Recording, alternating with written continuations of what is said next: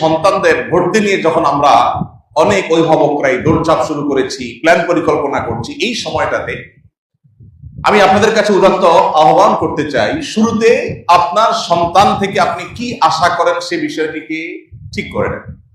আপনি কি সন্তানকে শুধুমাত্র একটা টাকা পয়সার মেশিন হিসাবে দেখতে চান, নাকি একজন মানুষ হিসাবে দেখতে চান? এই সিদ্ধান্তটা আপনাকে আগে নিতে হবে। আপনি যদি মনে করেন যে আমার সন্তান সে ভালো ক্যারিয়ার গড়বে, এখানে ক্যারিয়ার বলতে সামাজিক একটা অবস্থান হবে আর অনেক টাকা পয়সা কামাবো, যেটা আমার সুখ স্বাচ্ছন্দ্যের কারণ হবে, যেটা আমার সমাজে ভাবমূর্তি উজ্জ্বল করার কারণ হবে, এরকম কিছু আমি চাই, তাহলে তার রুট একটা। আর যদি বলেন যে না, আমার সন্তানটা মানুষ হোক, অমানুষ না হোক, ভালো মানুষ হোক, খারাপ মানুষ না হোক, এটা আমার প্রধান টার্গেট। এর পাশাপাশি সে ভালো ক্যারিয়ার গড়ে তুলুক, ভালো ডাক্তার ইঞ্জিনিয়ার হোক, ভালো আলিম হোক, ভালো প্রতিষ্ঠিত মানুষ হোক, সেটা আমি চাই, তাহলে তার রুট আরেকটা। আমি একটি কথা প্রায় বলার চেষ্টা করি যে আমাদের এই সমাজে বেশিরভাগ বাবা মা চায় আমার সন্তান থাকুক দুধে ভাতে, বাস, ফুল স্টপ, দাড়ি, আর কিছু চাওয়া নেই।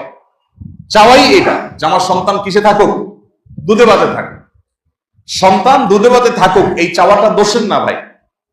আপনার সন্তানের দুধে ভাতে থাকার চাওয়া আপনার মধ্যে থাকুক, কিন্তু তার পাশাপাশি এটাও থাকুক, বরং এটাকে আপনি অগ্রাধিকার দিয়ে ভাবুন যে আমার সন্তান যেন মানুষ হয়ে বেঁচে থাকে, ও যেন ঘুষখোর না হয়, ও যেন সুদখোর না হয়, ও যেন সন্ত্রাসী না হয়, সে যেন চিটার বাটপার না হয়, সে যেন কারো হক মারার মতো মানুষ না হয়, সে যেন কারো কষ্টের কারণ না হয়, সে যেন ভালো মুসলমান হয়, সে যেন আল্লাহ ভীরু হয়, সে যেন মুত্তাকি পরহেজগার হয়, সে যেন কোরআন সুন্নাহকে চিনে। এইটা থাকুক, পাশাপাশি সে তার ভালো ক্যারিয়ার গড়ে তুলুক, সে ভালো ডাক্তার ইঞ্জিনিয়ার হোক। এই চাওয়াটা দোষের নয় ভাইরা আমার। সন্তানের শুধু দুধভাতের চিন্তা যারা করেন, হয়তো সন্তান দুধভাত পেয়েও যায়, হয়তো ভালো লাইফ, লাক্সারিয়াস লাইফ সে পেয়েও যায়, কিন্তু ভালো মানুষ না হওয়ার ফলে সন্তানের ওই সুখময় স্বাচ্ছন্দ্যময় জীবন, তার ওই উন্নত ক্যারিয়ার বাবা মাকে আনন্দ দেয় না।